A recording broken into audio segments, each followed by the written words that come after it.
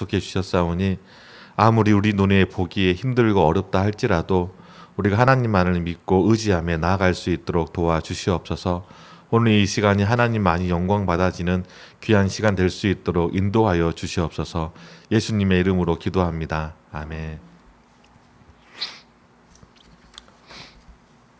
우리가 계속해서 고린도전서 10장 5절부터 13절까지의 말씀을 살펴보았고, 오늘은 그 마지막 시간으로 우리의 본보기가 되어 5번째 넘어질까 조심하라 라고 하는 주제를 가지고 같이 은혜를 나누는 시간이 되시길 바랍니다.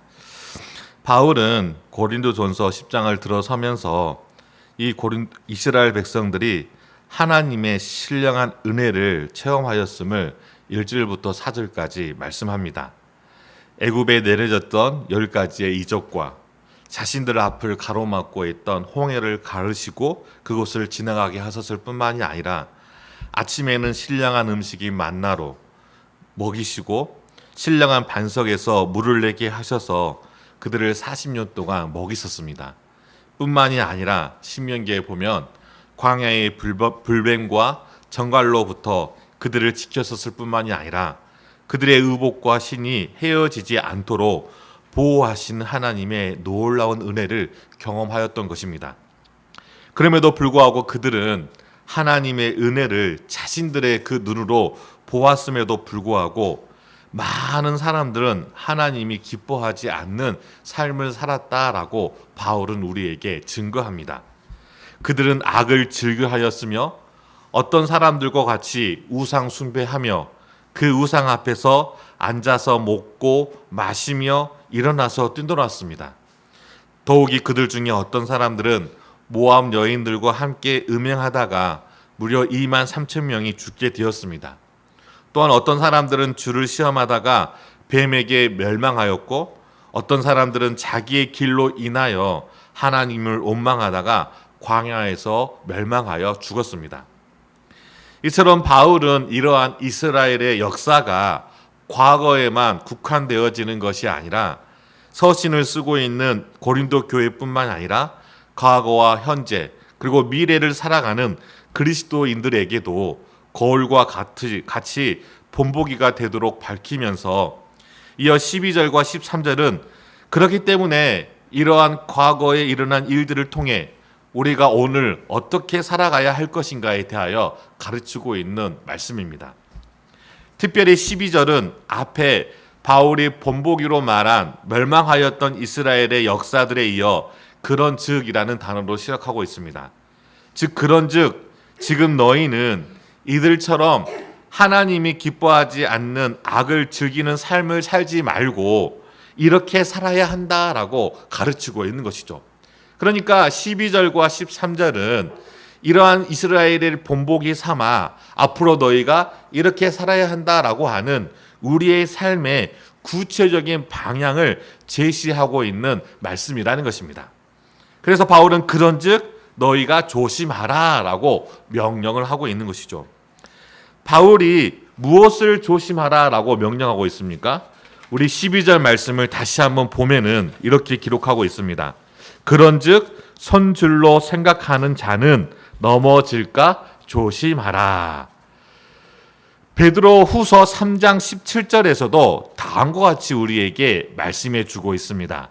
그러므로 사랑하는 자들아 너희가 이것을 미리 알았은즉 무법한 자들의 미혹에 이끌려 너희 굳센 데서 떨어질까 삼가라. 여기는 구체적으로 무법한 자들의 미혹에 이끌려라고 나와 있는 것이죠. 그러니까 선 사람들, 굳센 데에 있는 사람들이 넘어지거나 떨어진다는 거예요. 누구에 의하여서? 무법한 자들의 미혹에 이끌려서 너희들이 넘어질까 조심하라. 굳센 데서 떨어질까 삼가라 라고 우리에게 명령하고 있는 것이죠. 이처럼 바울은 누군가를 향하여 경고하고 있는데 그 누군가가 무엇입니까? 바로 선줄로 생각하는 사람들이라는 것입니다. 이런 사람들은 어떠한 사람들일까요? 여기서 서다, 굳세게 하다, 위치하다라고 하는 뜻을 가진 동사로 현재의 의미를 가지고 있는 것이죠. 그러니까 이것은 과거가 아니라 현재 너희들이 서 있는 사람이라는 것입니다. 그러면 이 서 있는 사람은 어떤 사람을 말하는 것일까요? 먼저 구원 위에 서 있는 사람을 말하고 있는 것이죠. 여기서 말하고 있는 사람은 구원의 불안정성 가운데 있는 사람을 말하고 있는 것은 아닙니다. 구원의 불안전성이라는 것은 무엇을 의미하는 것이냐면 지금 우리에게 임한 구원이 완전하지 않기 때문에 때로는 우리의 죄 때문에 때로는 우리의 연약함 때문에 그 구원이 상실되거나 취소가 되어지는 것, 이것을 우리가 구원의 불안전성이라고 말합니다. 그리스도인들이 이 부분에 많이 넘어지게 되어지는 것이죠. 그러나 그리스도를 통하여서 우리에게 이루어진 이 구원은 불완전한 구원이 아니라 완전한 구원임을 우리는 잊지 말아야 합니다. 따라서 여기서 말하는 너희의 구원이 불완전하기 때문에 너희가 죄로 인하여 넘어지면 너희가 받은 그 구원을 상실하거나 멸망이나 지옥으로 가게 되는 것을 말하고 있는 것이 아니라는 것입니다. 그러니까 선줄로 생각하는 자는 그리스도를 통하여서 온전하게 구원함을 받은 자를 가리키고 있는 것이죠. 하나님은 세상을 창조하시고 하나님의 형상으로 인간을 창조하셨습니다. 그리고 그 인간을 지으신 것을 보시고 심히 좋았더라라고 말씀하셨죠. 하나님의 말씀에 부합되는 존재, 하나님이 보시기에 아름답고 선한 존재로 우리 인간을 만드셨던 것입니다. 즉 하나님의 말씀 위에 서 있는 존재로 우리를 창조하신 것이죠. 그러나 죄는 하나님 안에 서 있는 우리를 사망으로 넘어뜨렸던 것이죠. 그래서 이제는 죄로 인하여 우리는 스스로의 힘으로 죽음으로부터 일어설 수 없는 존재가 되어져 버린 것입니다. 원래 우리가 서 있는 존재가 아니었던 것이죠. 죄로 인하여 사망 가운데 넘어졌기에 언제나 이러한 죽음 때문에 그 죽음이 가져다 주는 고통과 비참한 가운데 살아갈 수밖에 없는 존재였던 것입니다. 우리가 우리 자신을 아무리 그 죽음으로부터 일으켜 세우려고 하지만 이 땅에서 어떻게든지 일어선 것처럼 보이지만 죽는 순간에는 그 모든 것들을 다 허물어뜨려져 버린다는 것입니다. 건강한 사람이 모든 것을 할 수 있을 것이라고 생각하면 실질적으로 그렇게 살아갑니다.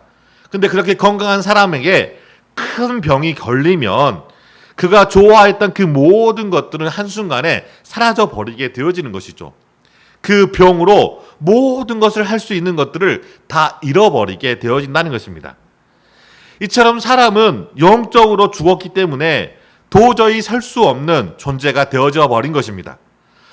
아무리 공동탑을 세워 이 세상에 많은 업적과 명예를 남겼다고 하더라도 자신이 죽으면 그 모든 것은 자신의 것이 아니게 되어지며 모든 것은 다 사라지게 되어지는 것이죠. 그래서 예수님께서도 한 부자의 비유를 통하여서 누가복음 20장 20절에 우리에게 이렇게 말합니다.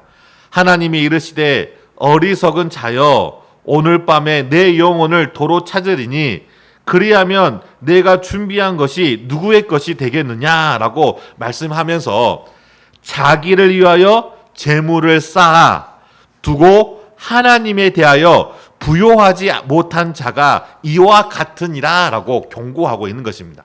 그러니까 이러한 사람들은 누구를 위해 재물을 쌓는 사람들이죠?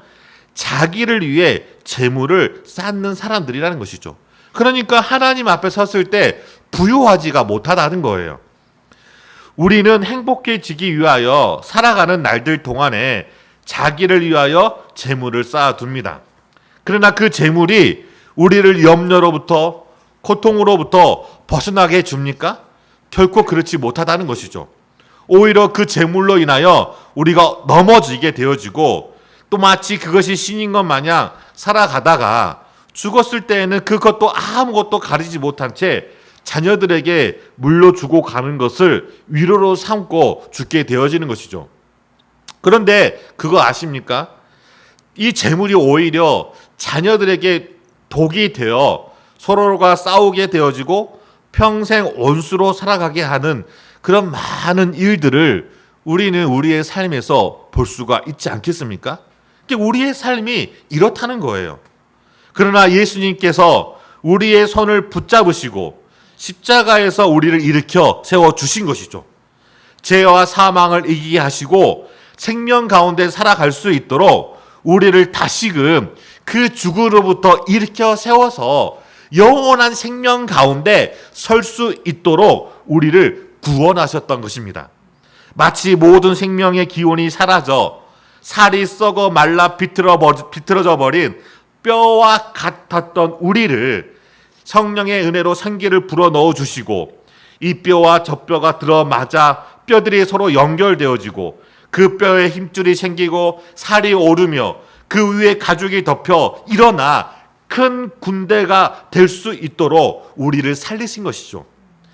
하나님은 그리스도를 통해 우리에게 새 생명을 불어넣어 주심으로 죽음으로부터 우리를 일으켜 세워 주신 것입니다. 그것이 바로 이 서 있는 사람이라는 것을 우리에게 말해주고 있는 것이죠. 이처럼 우리는 그리스도를 통하여서 생명 위에 서 있는 사람이라는 것입니다.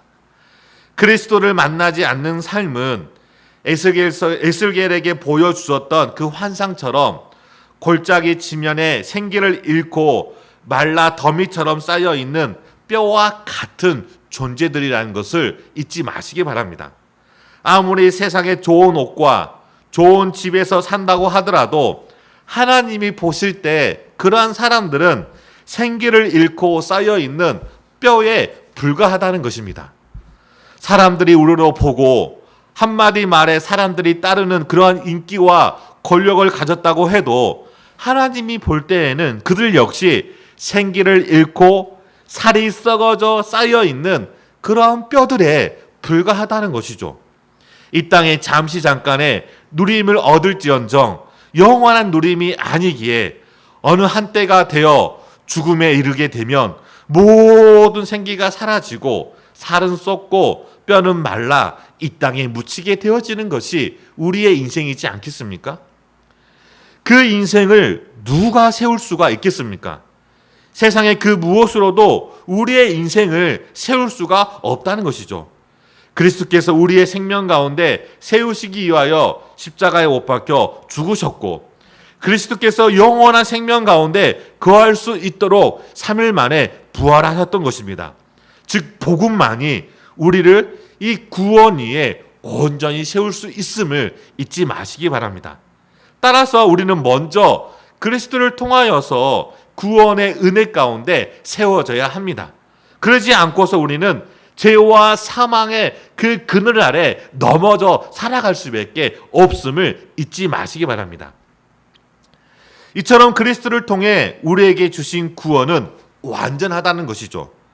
그러기에 그 구원을 유지하기 위해 우리가 선을 행하며 살아가야 한다는 것을 말하는 것이 아니라는 것입니다. 그리고 선을 행하지 않고 죄를 범하면 우리에게 주신 그 구원이 취소되고 멸망으로 향하는 것도 더더욱 아니라는 것이죠. 그리스도를 통해 우리에게 주신 이 구원은 완전하기 때문인 것입니다. 그래서 주는 그리스도시요 살아계신 하나님의 아들임을 고백할 때 우리의 구원은 완전하다는 것이죠. 그래서 서 있는 줄 생각하는 사람들은 이렇게 예수 그리스도를 통하여서 그 구원 위에 서 있는 사람이라는 것입니다. 그렇다면 이 바울이 말하고 있는 이 구원 위에 서 있는 이 사람은 누구를 말하는 것일까요? 먼저는 성례가 구원의 보증이라고 믿는 자들을 말하고 있는 것입니다. 이것은 뭘 의미하는 것이냐면 우리가 읽지는 않았지만 이 고린도전서 10장 2절부터 4절 말씀에 보면 모세에게 속하여 이스라엘이 다 구름과 바다에서 세례를 받고 신령한 음식과 신령한 음료를 마셨다라고 말하면서 고린도 교회 성도들이 자신들도 이 이스라엘처럼 세례를 받았고 자신들도 이 이스라엘처럼 신령한 음식과 신령한 음료는 선창 때 먹는 주님의 살과 주님의 피를 의미하는 것이거든요. 그러니까 나도 세례를 받았고 나도 성찬을 받았기 때문에 우리는 더 이상 이 세례와 성찬으로 인하여서 우리에게 임한 이 구원이 안전하다라고 생각했던 것입니다. 즉 다른 말로 말하면 이 성례는 주님께서 우리에게 보이지 않는 하나님의 은혜와 사랑으로 보이는 그 성례를 통해 영적으로 그 하나님의 은혜를 체험할 수 있도록 우리에게 은혜의 방편으로 주신 것이지 구원의 방편으로 주신 것이 아니라는 거예요. 그런데 이 이스라엘 백성들은 이 고린도 교회 성도들은 성례가 우리의 구원을 보증하는 것으로 생각했던 것입니다. 그래서 이것이 자신의 구원을 보증하는 것으로 생각하고 지금 이 성례에 잘 참석하고 있기 때문에 자신의 구원에 문제가 없다라고 생각했던 것이죠. 반틈은 맞고 반틈은 틀린 것이죠. 무엇을 맞습니까? 구원을 받은 사람들이 성례에 참여하는 것은 그 구원을 확증하기 위한 것도 맞습니다. 하나님이 주신 그 구원의 은혜를 기억하며 우리가 은혜 가운데 살아가야 할 하나님의 백성임을 생각하기 때문에 우리가 성례정으로 참여하면서 하나님의 은혜 가운데 거하는 것이죠. 왜냐하면 우리가 그 은혜 없이는 살아갈 수가 없기 때문에 하는 것이죠. 그런데 틀린 것은 무엇입니까? 그것이 우리의 구원을 붙잡아 주지 않는다는 거예요. 무엇이 우리의 구원을 붙잡아 주십니까? 성령 하나님의 그 은혜를 통하여서 하나님의 말씀 가운데 기도함으로 온전히 성례에 참여함으로 주신 그 하나님의 은혜가, 즉 우리에게 주신 그 믿음이 우리의 구원이 온전하게 우리가 구원 가운데 살아갈 수 있도록 우리를 붙잡아 주신다는 것이죠. 그래서 그들은 이 성례가 자신을 붙잡아 줄 수 있을 것이라고 생각했기 때문에 서슴없이 우상을 숭배하였고 음행하였고 하나님을 시험하고 온망하는 그런 삶을 살아감에도 불구하고 그냥 그 양심에 거리낌이 없었던 것입니다. 두 번째로는 그들은 자신 스스로가 믿음이 강하다고 생각했던 교만한 사람들이었던 것이죠. 구원을 받은 사람들이기 때문에 이미 구원이 우리에게 임했기 때문에 그리고 자신이 믿음이 있었기 때문에 강하다고 생각했기 때문에 우상 숭배나 음행이나 주를 시험하며 원망하는 것에 있어서 괜찮다라고 생각했던 것입니다. 그러나 그들은 정녕 믿음이 없는 사람들이었음을 바울은 지적하고 있는 것입니다. 바울은 로마서 11장 20절에 다음과 같이 우리에게 말씀해 주고 있습니다. 옳도다 저는 믿지 아니함으로 꺾이고 너는 믿음으로 섰느니라. 높은 마음을 품지 말고 도리어 두려워하라 라고 말합니다. 높은 마음이라는 것은 교만을 말하는 것이고 그 교만은 믿음 없음을 나타내는 것이죠. 믿음 없기 때문에 꺾어지는 거예요. 믿음 없기 때문에 넘어지는 것이죠. 근데 우리에게 믿음 안에서 너희들이 서야 한다라고 말해주고 있는 것입니다.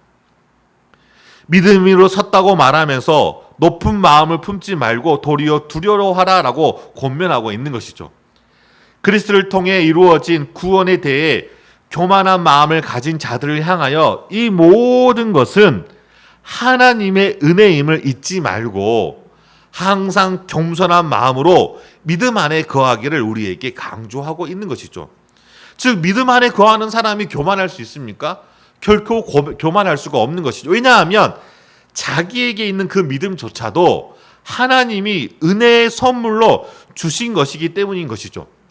따라서 우리에게 이루어진 구원은 전적인 하나님의 은혜로 말미암은 것이지 우리가 스스로 노력해서 얻는 것이 아니기에 우리가 자랑할 게 없으며 더욱더 믿음 안에서 구원의 확신을 가지고 자신의 어리석음과 교만으로 인하여 하나님이 기뻐하지 않는 일을 행하며 넘어지지 않도록 조심해야 한다는 것입니다.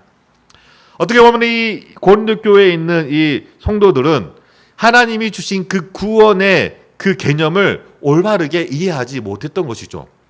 이미 예수 그리스도를 통하여서 구원함을 받은 사람들은 그 구원에 있어서는 완전합니다. 그러나 우리가 영원을 향하여 구원의 완성을 향하여 성화에 살아가는 사람들이기 때문에 끊임없이 죄와 싸워 이겨야 하는 삶을 살아가야 한다는 것이죠.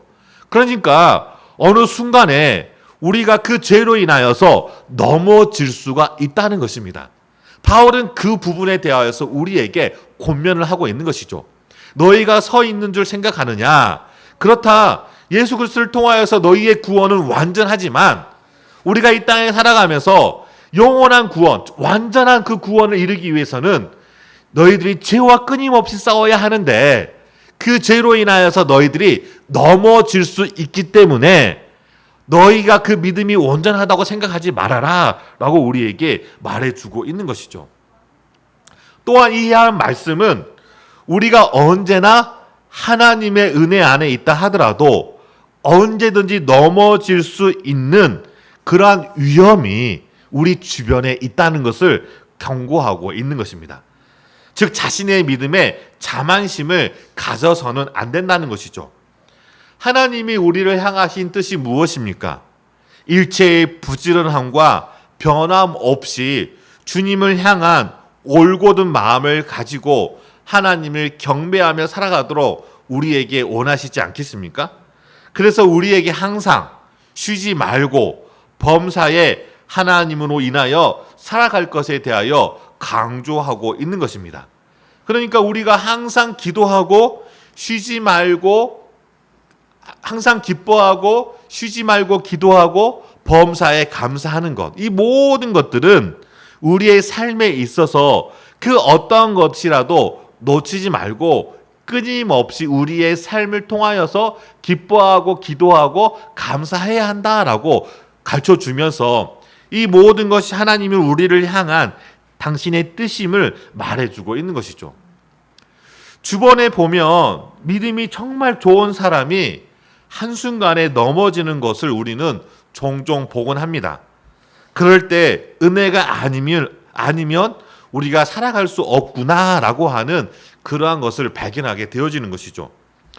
우리가 서 있는 구원이 완전하지 않아 넘어지는 것이 아니라 그 위에 서 있는 우리가 완전하지 않기 때문에 넘어진다는 것이죠. 예수님께서 우리에게 이루신 구원은 그 어떤 것으로도 빼앗을 수 없으나 여전히 우리가 살아가는 이 땅에 살아가는 동안에 우리 자신이 그 하나님의 은혜 안에 거하지 않는다면 우리는 언제든지 이 세상의 유혹으로부터 넘어질 수 있는 존재임을 말하고 있는 것입니다. 그렇기 때문에 오늘 또 우리는 하나님의 그 약속의 말씀을 붙잡고 땅의 것을 바라보는 것이 아니라 위의 것을 바라보며 살아가는 그러한 믿음이 필요하다는 것이죠. 그리고 세 번째로는 우리가 이미 이루어 놓은 신앙의 경건이나 지금 누리고 있는 이 신앙의 특권이 우리 자신의 죄에 대하여 정당화시켜주지 않는다는 거예요.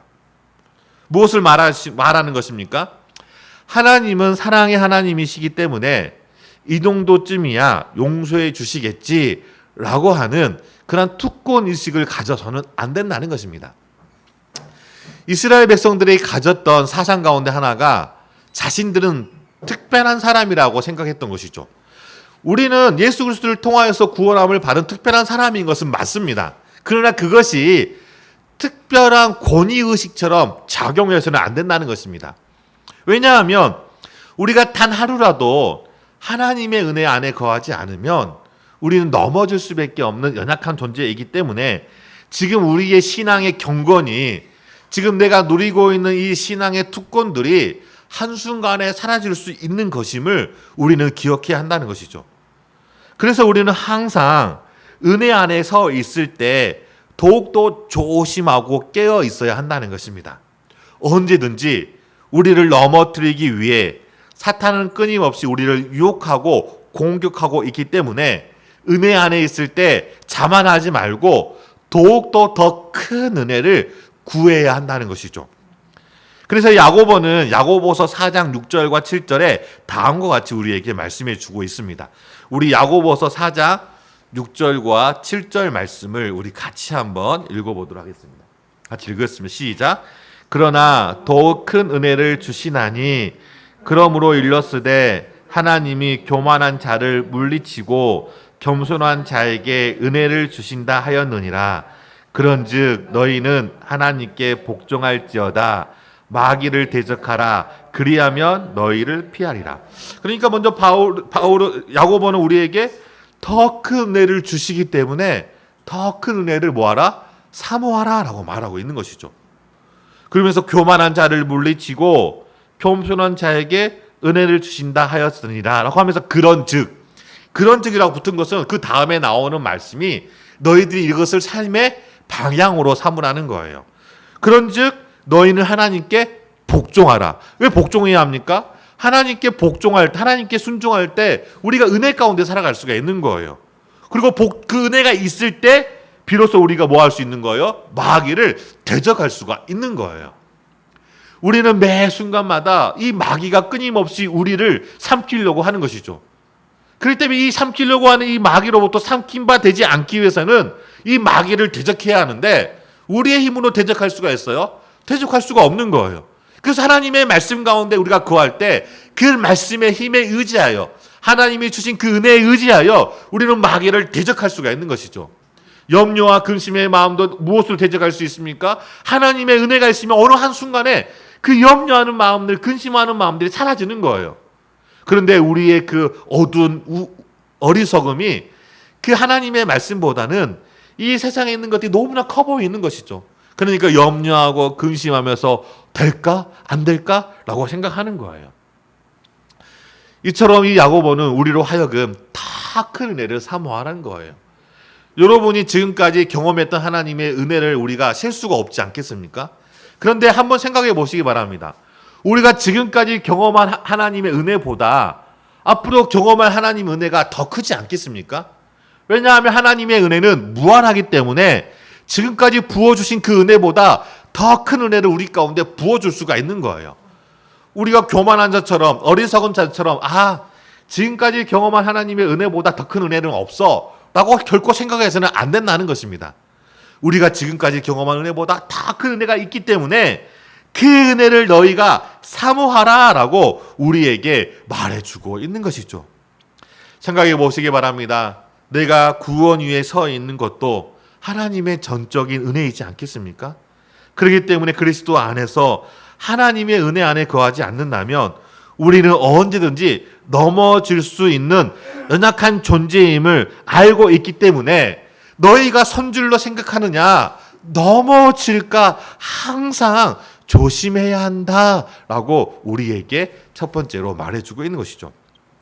두 번째는 13절의 말씀입니다. 우리 13절의 말씀을 제가 다시 한번 읽어드리도록 하겠습니다. 사람이 감당할 시험 밖에는 너희가 당한 것이 없나니 오직 하나님은 미쁘사 너희가 감당하지 못할 시험 당함을 허락하지 아니하시고 시험 당할 즈음에 또한 피할 길을 내사 너희로 능히 감당하게 하셨느니라. 그러니까 12절에 이어서 13절에 이 바울은 하나님이 누구이신지를 소개해 주고 있어요. 왜 하나님이 누구이신지를 소개해 주고 있냐면 우리가 서 있게 된 것도 하나님의 은혜고 그리고 우리가 넘어지지 않게 하신 것도 하나님의 은혜이기 때문에 우리가 넘어지지 않게 하기 위해서는 누구를 알아야 돼요? 하나님을 알아야 하기 때문에 13절에 이 모든 것을 마무리하면서 하나님이 누구이신지를 알려주고 있는 것이죠. 첫 번째로 하나님이 누구이신지를 우리에게 어떻게 알려주고 있습니까? 하나님은 변함이 없으시고 신실하신 하나님만을 바라볼 때 우리는 믿음 위에 온전히 서 있을 수 있다라고 가르쳐주고 있습니다. 바울은 넘어질 수 있음을 조심하라라고 말하면서 이어서 하나님이 어떤 분이심을 말씀해주고 있습니다. 선줄로 생각하는 자가 넘어지지 않기 위하여 그가 어떤 하나님을 분명히 알아야 합니다. 불안정한 하나님에 대한 알은 우리로 하여금 넘어지게 하고 걸리는 돌이 되기 때문에 그렇다는 것이죠. 그래서 우리는 힘써 하나님이 누구인지를 알아야 한다는 것이죠.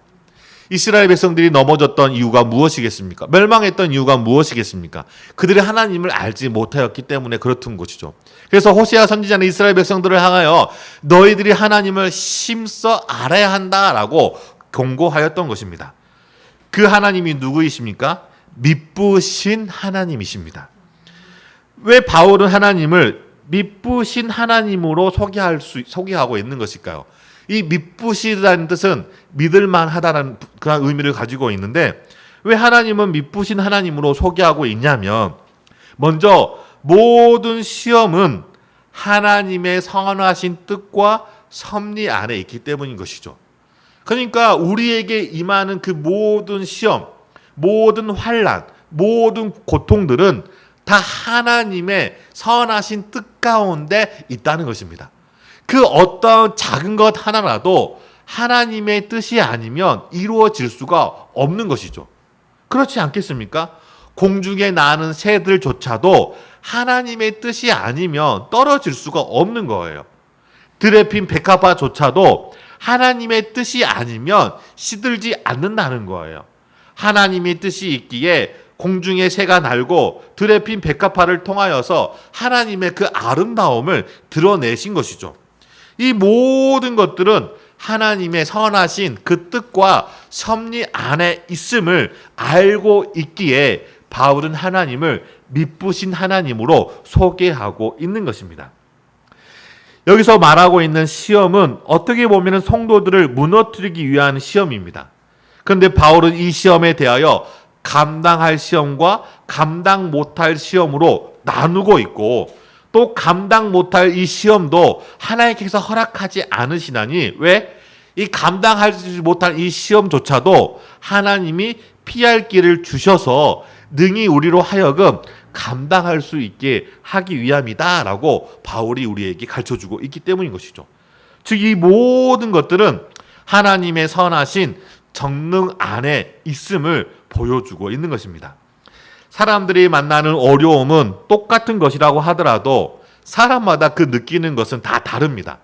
그렇기 때문에 똑같은 삶의 문제라고 해도 사람마다 그 문제를 해결하기 위해 접근하는 모습은 다 다르다는 것이죠. 그런데 전능하신 하나님이시기 때문에 모든 사람의 각 시험들을 하나님은 다 알고 계시기 때문에 그 사람에게 맞는 그러한 피할 길을 능히 주실 수 있는 분이 바로 우리가 믿는 하나님이시다는 것을 이 바울은 우리에게 가르쳐주고 있는 것이죠. 두 번째로는 변함이 없인 하나님께서 꾸짖지 아니하시고 부족함이 없게 우리에게 넘치도록 은혜를 부어주시는 하나님이시기 때문에 그분을 믿부신 하나님으로 소개하고 있는 것이죠. 야고보서 1장 5절에 너희 중에 누구든지 지혜가 부족하거든 모든 사람에게 후히 주시고 꾸짖지 아니하는 하나님께 구하라 그리하면 주시리라 라고 말합니다. 그렇습니다. 우리가 부족하기 때문에 고통을 당합니다. 부족하기 때문에 두려워하고 부족하기 때문에 염려하고 근심합니다. 근데 야고보는 부족하거든 누구에게 구하라는 거예요? 하나님께 구하라는 거예요. 그럼 하나님께서 두 가지를 하신다. 먼저 꾸짖지 않는다는 거예요. 때로는 우리가 연약함 때문에 넘어진다 할지라도 책망할 수도 있겠지만은 결코 그것 때문에 우리를 멸망으로 가지 않는다는 거예요. 예수님이 부활하신 다음에 낙심하였던 제자들을 찾아오셔서 특별히 예수님이 사랑하셨던 그 베드로를 찾아오셨습니다. 그러면서 베드로에게 하신 말씀이 무엇입니까? 왜 나를 3번이나 부인하였느냐? 내가 너는 나를 결코 버리지 않는다고 했는데 왜 너 말대로 버리지 않고 나를 끝까지 따르지 않고 나를 버렸느냐? 라고 하면서 예수님은 베드로를 책망하지 않았던 것이죠. 베드로에게 물었던 것은 딱 한 가지였습니다. 내가 나를 사랑하느냐? 내가 나를 사랑하느냐? 내가 나를 사랑하느냐? 그렇습니다. 우리가 넘어진다 할지라도 죄 때문에 우리가 하나님을 마음 아프게 한다 할지라도 다시금 우리가 하나님 앞에 나아온다면 결코 우리를 책망하지 않고 다시 우리를 일으켜 세워서서 그 하나님의 은혜 가운데 살아갈 수 있도록 우리를 도와주신 분이 바로 우리를 구원 위에 서 계신 다시 하신 바로 하나님이시라는 것이죠. 더욱이 꾸짖지 않을 뿐만 아니라 후히 넘치도록 주시는 하나님이시라는 것입니다. 하나님은 우리에게 감당할 수 없는 은혜를 주신 분이 아니시겠습니까? 또한 우리가 살아가는 날들 동안에도 우리가 감당할 수 없도록 우리를 붙잡고 도와주시는 그 하나님이심을 우리는 잊지 말아야 한다는 것이죠. 그렇기 때문에 바울은 이런 하나님을 믿부신 하나님으로 소개하고 있는 것이죠. 미쁘신 하나님, 신실하시며 믿을 만한 그런 분이라는 것을 우리에게 강조하고 있는 것입니다. 변하는 이 세상에 있는 것들을 의지하지 않고 자신의 능력을 의지하지 말고 전적으로 우리의 미쁨이 되시는 그 하나님만을 너희가 의지하라라고 우리에게 강조하고 있는 것이죠. 하나님만을 의지하고 신뢰하는 사람이 교만할 수가 있을까요? 그럴 수가 없는 것입니다. 하나님만을 의지하고 신뢰하는 사람이 어떻게 우상 숭배를 하고 어떻게 음행을 하며 어떻게 하나님을 시험하고 하나님께 원망할 수가 있겠습니까? 결코 그럴 수가 없는 것이죠. 하나님보다 자기 자신을 더 의지하고 하나님보다 세상에 있는 가치와 세상에 있는 유행을 더 신뢰하기 때문에 하나님을 경배한다고 하면서도 우상 숭배하고 하나님을 믿고 신뢰한다고 하면서도 음행하며 원망하며 불평하며 살아가는 것이 아니겠습니까? 이러한 사람은 자그마한 시험에도 쉽게 걸려 넘어지게 된다는 것이죠. 그러면서 그 넘어진 것이 자신의 탐욕과 자신의 탐심 때문에 넘어졌음에도 불구하고 그 넘어진 것을 누구를 탓합니까? 하나님을 탓하는 거예요. 이스라엘 백성들을 보시기 바랍니다.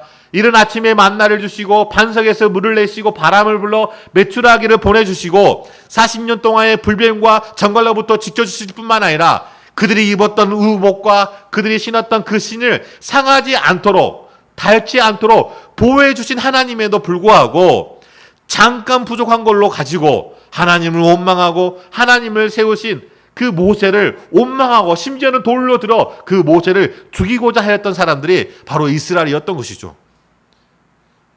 그들은 자기 자신을 의지하며 살았기 때문에 넘어지는 것들을 자기 자신을 탓하는 것이 아니라 하나님을 탓하며 살았던 것입니다. 바울은 이와 같은 본보기를 통해 너희도 어리석은 이 이스라엘과 같이 은혜로부터 넘어져 고통과 비참한 가운데 살지 말고 하나님을 굳게 신뢰하고 믿음 안에 서서 살아가라 라고 우리에게 권면하고 있는 것이죠.